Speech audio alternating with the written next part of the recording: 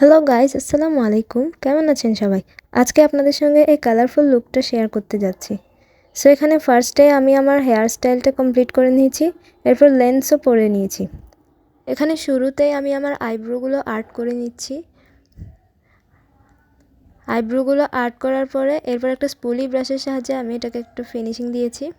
এরপর প্রোর কনসিলার দিয়ে আইব্রোগুলোকে আরও শার্প দেখানোর জন্য আইব্রোজের উপরে একটু কনসিলার লাগিয়ে নিলাম।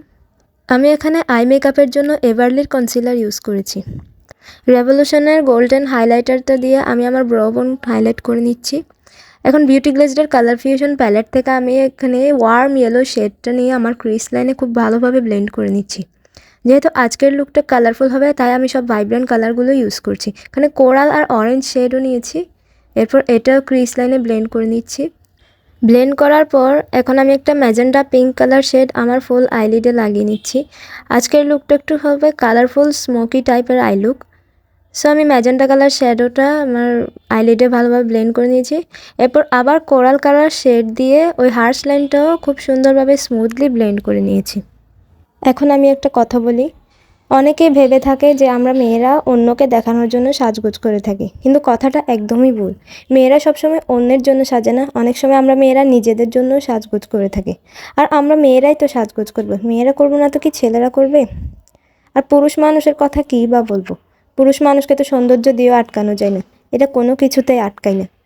প্রিন্সেস ডায়না, দুবাই প্রিন্সেস শেখা মাহারা, এরপর ঐশ্বরিয়া রায়, এদের মতো সুন্দরী নারীদেরকেও যদি এদের হাজব্যান্ড চিট করতে পারে তাহলে আমরা কোন ক্ষেতের মূলা রে ভাই?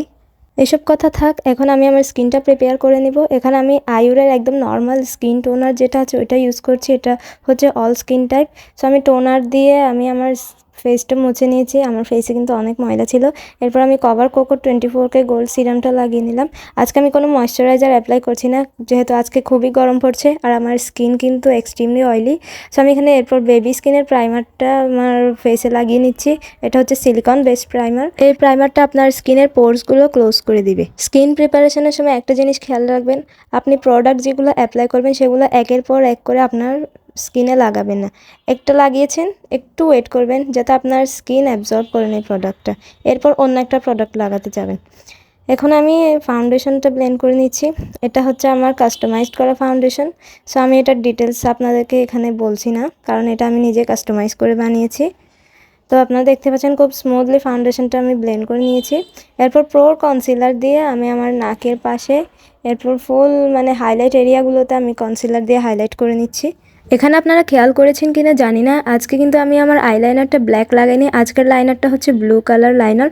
যেহেতু আজকের লুকটা কালারফুল তাই আমি আজকে ভেবেছি ব্লু লাইনারই লাগাবো। এবার ছোট্ট বিউটি ব্লেন্ডার দিয়ে আমার কনসিলার হাইলাইট এরিয়াগুলো আমি ব্লেন্ড করে নিচ্ছি।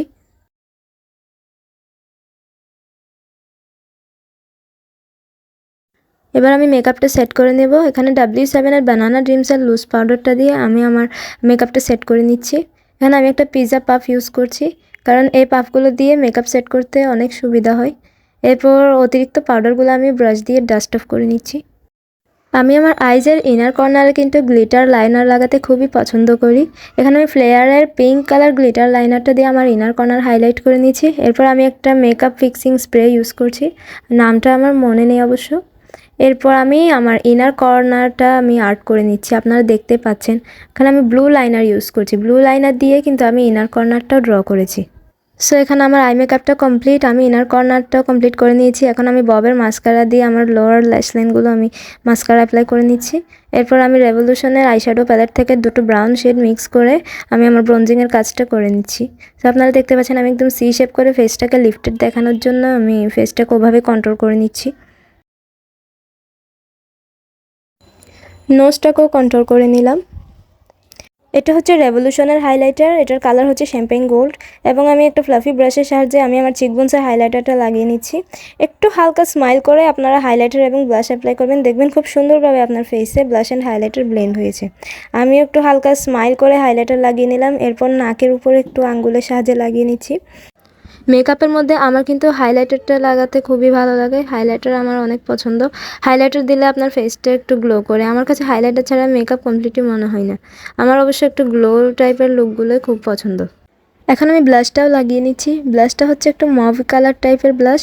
আজকে কিন্তু আমি কোনো পিঙ্ক ব্লাশ ইউজ করছি না। অলওয়েজ তো পিঙ্ক ব্লাশই ইউজ করে থাকি, আজকে একটু ভাবলাম ডিফারেন্ট কিছু ট্রাই করি। সো এখন আমি পাউডার পাফের সাহায্যে আমার কন্ট্রোল লাইনটাকে আরেকটু শার্প করে নিচ্ছি। সো লুজ পাউডার দিয়ে আপনারা দেখতে পাচ্ছেন আমার কন্ট্রোল লাইনটা আমি শার্প করে এরপর ব্রাশ দিয়ে সেটাকে ডাস্ট অফ করে দিলাম।